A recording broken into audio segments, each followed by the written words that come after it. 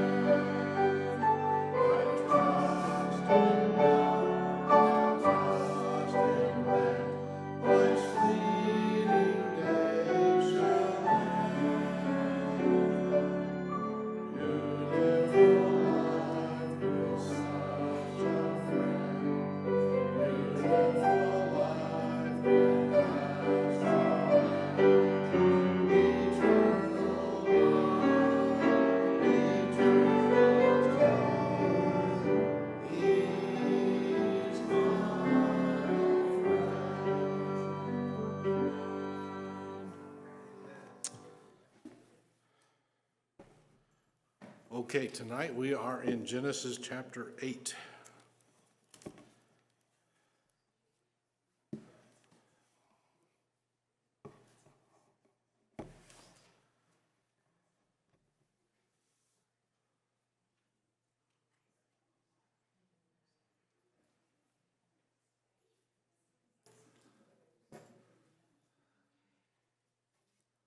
The flood is now over.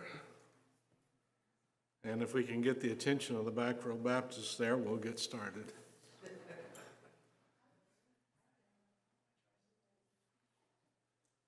Genesis chapter 8, and we'll be beginning at verse 1. And God remembered Noah and every living thing and all the cattle that was with him in the ark. And God made a wind to pass over the earth, and the waters assuaged. I think that's how you pronounce that. So a number of things would happen at this point. And this is information, again, I got from Henry Morris. He's not with us anymore. He went to be with the Lord a couple years ago, but a scientist who is, of course, a creationist and very up on these types of things. And he said that there would be a number of things that would come to pass from this wind coming through. Now the water canopy has collapsed, and we talked about that last time. That was the water that was above the firmament. I believe it was in the form of a water canopy, and there's a lot of evidence that would be the case. So that's gone now. And sharp temperature differences would have quickly established. I know I mentioned a couple of times, and you probably already knew this anyway, that they have found mammoths frozen with undigested buttercups in their stomachs. That's how quick the polar ice caps would have formed. And so great air movements would have begun. The wind would have created tremendous waves and currents, and vast amounts of water would have evaporated. The polar ice caps would be formed, containing huge amounts of fresh water. Snow would begin to fall. The continents, by this point in time, would have raised. The ocean basins would have deepened. And as a cross-reference in Psalm 104, 6 through 9, you don't need to turn it unless you want to, but I'll be in verse 5. Who laid the foundations of the earth that it should not be removed forever? Thou coverest it with the deep as with a garment. The waters stood above the mountains. At thy rebuke they fled. At the voice of thy thunder they hasted away. They go up by the mountains. They go down by the valleys into the place which thou hast founded for them. Thou hast set a bound that they may not pass over, that they turn not again to cover the earth. He sendeth the springs into the valleys which run among the hills, and so on. And so just another biblical description of what would happen during that time. So you can imagine all this water rushing down to fill the oceans and the rivers and the lakes and so on that we experience today. I think I asked this before, but I don't remember. How many of you have been to the Grand Canyon? Okay, a few of you. The first time I ever was there, the only time I ever was there, my first view absolutely literally took my breath away. It's just amazing. And I could just picture the waters rushing off of the earth. Now, is the earth going to be real firm and solid at this point? No, it's going to be, there's been water on the face of the, it's going to be mud.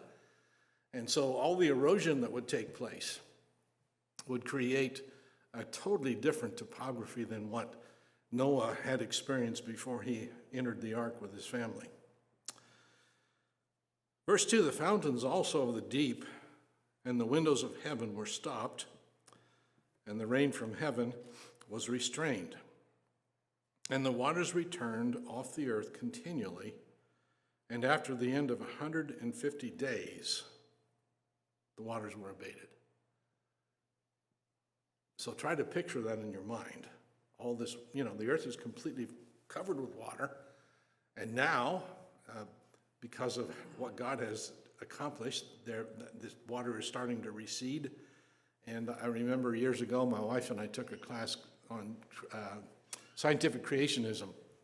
And I remember the teacher mentioning to us that in Wisconsin, if you're up in a helicopter or an airplane looking down, what you see in Wisconsin looks exactly like ripple marks. And we see those kind of evidences all over the world. So verse 3, and the waters returned off the earth continually. After the 150 days, the waters were abated. Water returns off the earth continually, 150 days. And so during this time, interior seas and lakes worldwide would have been formed. And worldwide, seas and lakes all over the world show evidence that they were once much higher than they are now. Where did all that water go? Why is there all this evidence of water that used to be much higher than it is now? Rivers everywhere show they once carried much greater quantities of water and sediment. Verse 4, and the ark rested in the 7th month, on the 17th day of the month, upon the mountains of Ararat. And the waters decreased continually until the 10th month. In the 10th month, on the first day of the month, were the tops of the mountains seen. So the ark rested in the 7th month on the 7th day. And the ark being a picture of the Lord Jesus Christ, it's interesting that Henry Morris points out that was the same day of the year, same day, same month, not same year obviously, but same day, same month that Christ rose from the dead. Isn't that interesting? And so the ark rests on Mount Ararat. And the word rest could also be translated finished. 17th day of the 7th month. Same day, Lord rose from the dead. So they begin to wait for the waters to recede. And we read about that in verses 5 through 12. So I'm just going to go ahead and read all those verses.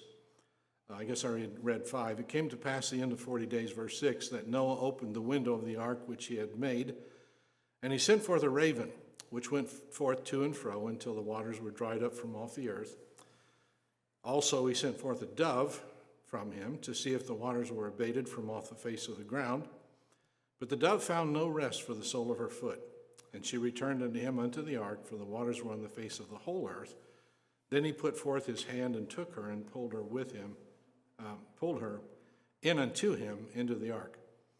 And he stayed yet other 7 days, and again he sent forth the dove out of the ark.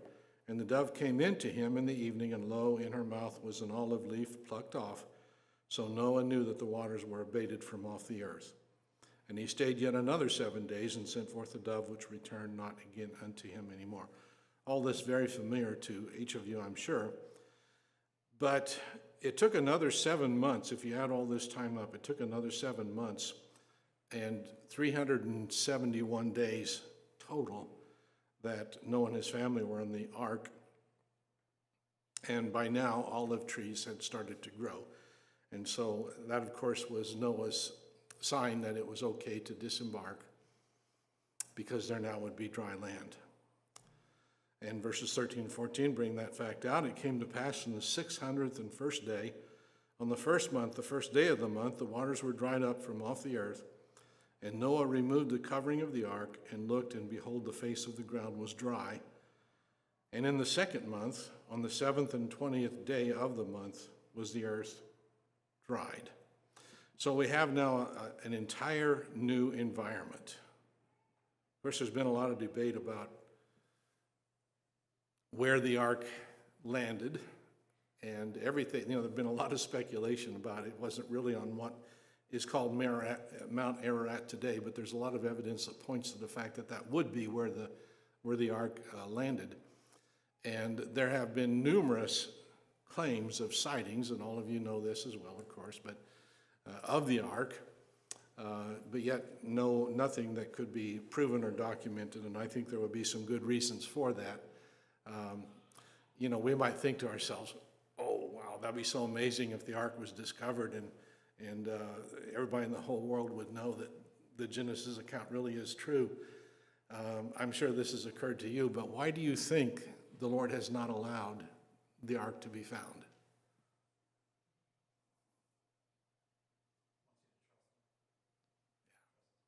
I think that's a good answer. Linda? Maybe on another side note is how, thinking about, not to pinpoint somebody, but the Catholics do worship, you know, this was specifically touched by Paul, or I don't know. It just seems like it could become a thorn, a point of worship or something almost that the devil would use to Okay. take care of people. Another good answer. John? Along with what Linda said, we're supposed to live by faith, not by Yeah. things that are. Right, that's what Larry brought out. And I like that answer. David? Like the rich man Lazarus, you know, even if you were said the prophets would come back from the dead and speak to him, and you know, all these signs and wonders, and people still won't believe. Yeah. If Jesus were to come back today and talk to people, they still would reject him. You're exactly right. And of course, evolutionists, geologists, all these people would come up with different explanations. You know, how do you know that's the ark and so on. John? There's another thing that just came to my mind. Aaron's staff, when they wanted to prove that Aaron was the true messenger of God, they had his staff budded, and the other ones didn't. And they put that staff by the ark, and they had to get rid of the staff after a while because people were worshiping the staff rather than God. And there's even an indication as time goes on in Judges, Joshua, Judges, Ruth, 1st and 2nd Samuel, that the people began to now start having a misplaced trust in the ark instead of the God who, whose presence would be manifested in the ark when it was in the temple. And so they started trusting the ark. Now, if we bring the ark here, then we're certainly going to have victory over the Philistines. So a misplaced trust. So, okay, good answers. Thank you. All good answers. Anybody think of anything else? All right. So the earth is finally dry. The oceans are greater. There's less land. And again, this is all from Henry Morris. The vapor canopy is gone. The equator has been formed. I got to cross the equator twice when I was in the Navy. The mountains are higher. Now there's wind and storms and rain, snow. Now there are 4 seasons, at least in much of the earth. And because of the disappearance of the vapor canopy, there's now a radiation from the sun. That canopy for so many years shielded out the harmful rays of the sun. And that could contribute to a shorter lifespan. Not necessarily, but it could contribute to that. And that's pretty much what creationists speculate. Now there would be increased volcanic activity, and the earth at that point would be barren of vegetation, but things begin to grow right away. Perhaps they encountered a lot of carcasses and skeletons, and the evolutionists like to point to the fact that when you find fossils, the smaller, less complex fossils are always on the bottom, and the more complex, bigger fossils are on the top. And so they see these lower levels are the beginnings of evolution, and we. How would you answer that?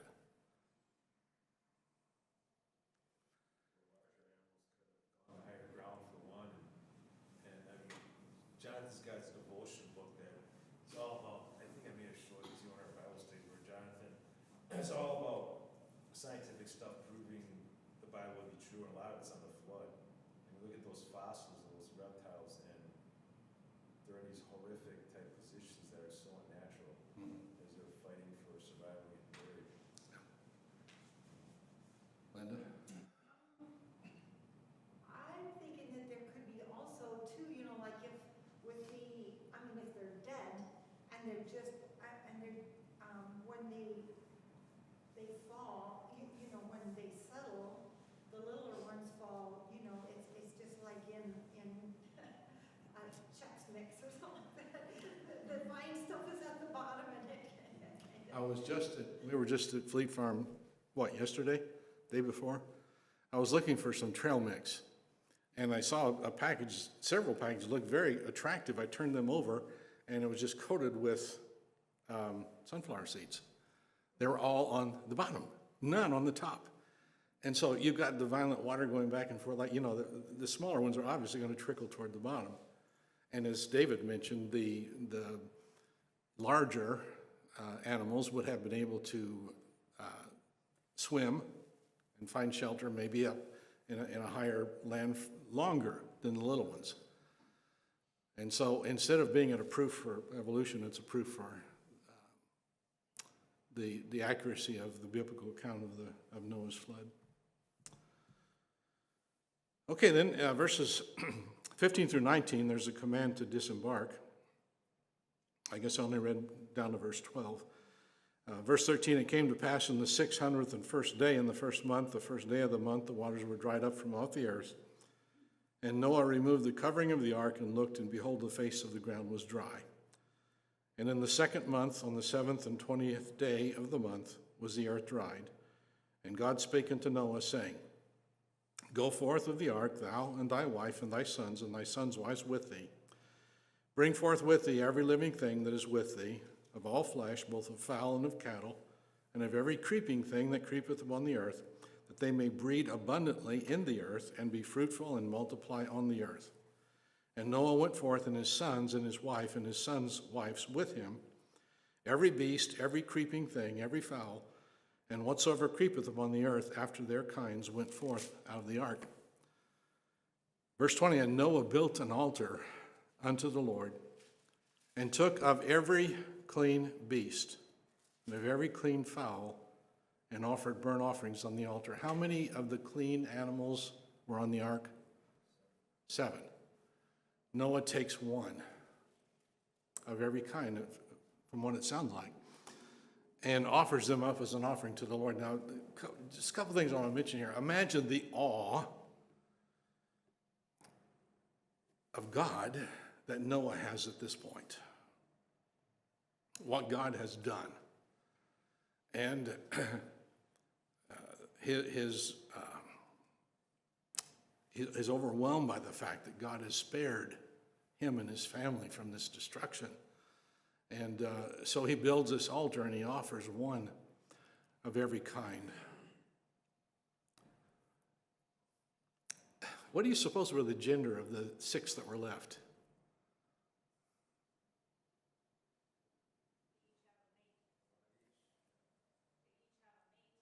Yeah, I believe so. I believe that that 7th was specifically for this offering, and there's still 3 sets of mates. Okay, I can't resist this one. If you've been keeping up on the news at all, you'll get this. But I saw a cartoon recently. Noah's on the ark, only to find out that he has bought all male animals. And somebody confronts him with this, and his reply is, well, how was I supposed to know? I'm not a biologist. If you don't understand that one, the latest nominee for the Supreme Court was asked to define a woman, and that was her answer.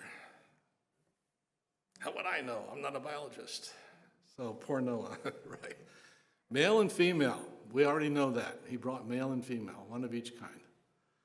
And so there was that 7th that he could offer up as an offering to the Lord.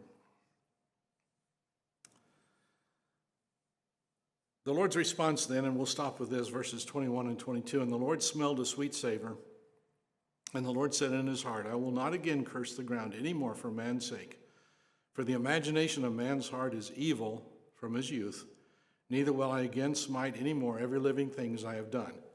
While the earth remaineth, seed time and harvest, and cold and heat, and summer and winter, and night and day shall not cease. So the Lord accepts Noah's offering. And I'm sure that by virtue of the Lord accepting Noah's offering, he has relieved, his fears are relieved of the possibility of a repeat.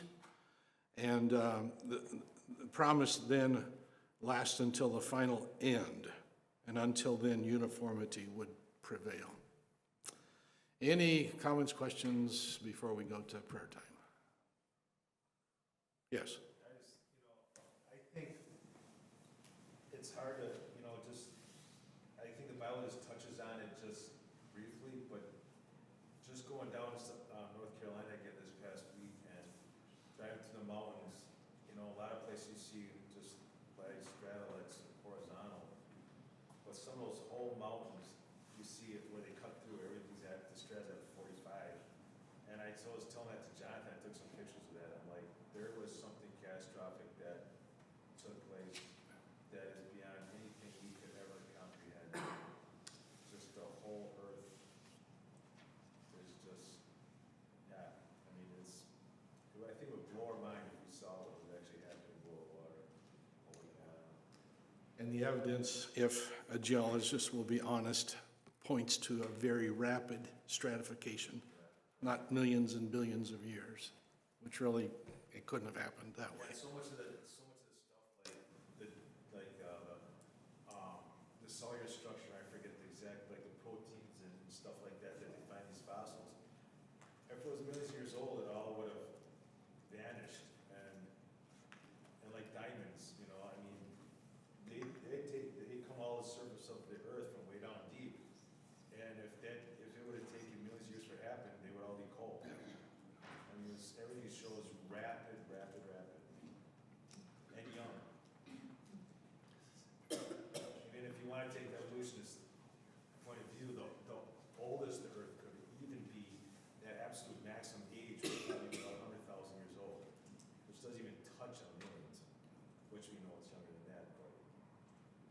no way anything around here would have existed that they find in that sediment. Most of you were here when I began this series, and I read a number of evidences that the Bible, that the earth could not be any older than 10,000 years old, a number of scientific proofs.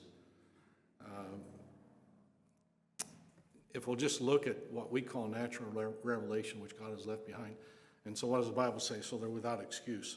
I mean, all you gotta do is look around a little bit, but yet, people are so gullible and so accepting of what they're taught about evolution. And we suggested a number of reasons why that a week or two ago. One is the only other alternative is to believe in creation.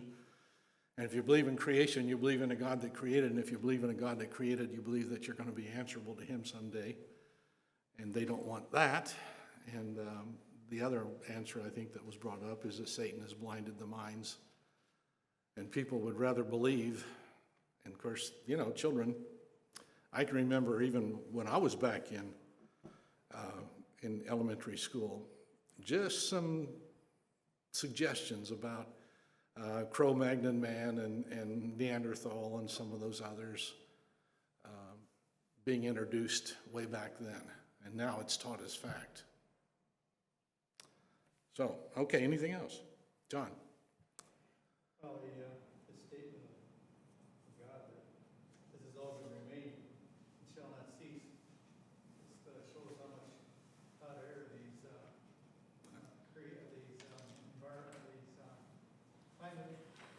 climate change people are going to end in 12 years. I like the choice of wording there, hot air. 10 years later, 12 years we're going to be gone. Just keep saying it. Was that an intentional pun? Oh dear. Okay. Moving on. Yes, Larry. I just want to go back to verse 9 that said, the dove found no resting place for her sole of her foot. And so she returned to the ark, and Noah put out his hand and took her in. And it's like, that's a beautiful picture of what we can do when we have no rest for our feet. And that Thank you for that. it comes back, and the Lord is so gracious to take us when we go out and try to trot everything on our own feet. And he's waiting to take us back in and rest for 7 days. The Lord is so gracious, so merciful, so long-suffering, so welcoming. Okay, really good input tonight. Appreciate that. Anything else? All right, I have a prayer letter from the Moores. I know we heard from them fairly recently. They're one of our more faithful communicators, but some really good things for us to be aware of and to pray about. We praise God for an answer to prayer regarding our visa. We have been granted a 1-year extension, and we've been praying for that for some time. Please continue to pray about our application